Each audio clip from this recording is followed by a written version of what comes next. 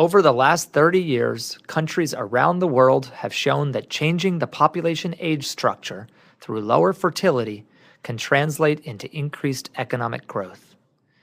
Botswana and Tunisia are two African success stories of how strategic investments enabled these changes. On the left axis of this graph, we show fertility, or the average births per woman, while on the bottom, we have the gross national income per person. This is standardized for what $1 can buy today in each country.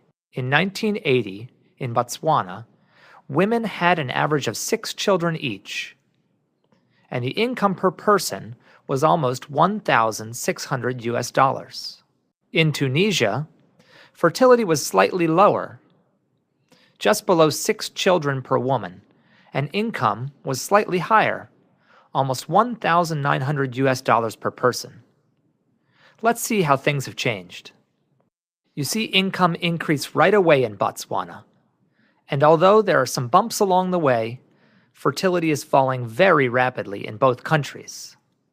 Although Botswana's rich natural resources have enabled economic growth, it is Botswana's sound economic policies and social priorities that have led to gains for development, and the country is internationally recognized for good governance and low corruption.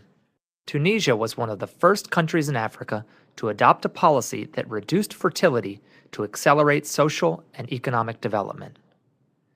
Both Botswana and Tunisia have long prioritized education for both boys and girls and have steadily invested in access to health care.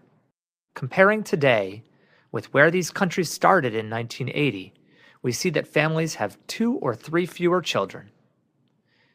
Income has increased such that families in Tunisia have an average of 5 times the purchasing power, while in Botswana families have 9 times the purchasing power compared to 30 years ago. These dramatic changes at the family level represent significant growth and development for the entire country. Learning from the successes of countries like Tunisia and Botswana, we see a pattern of investments which are necessary to carry the momentum of the age structure transformation forward into accelerated economic growth. Lowering fertility and changing the population age structure through investments in family planning, child health, and girls' secondary education is the necessary first step. At the same time, investments in health, education, economic policies, and good governance allow the changing age structure to be transformed into the accelerated economic growth of a demographic dividend.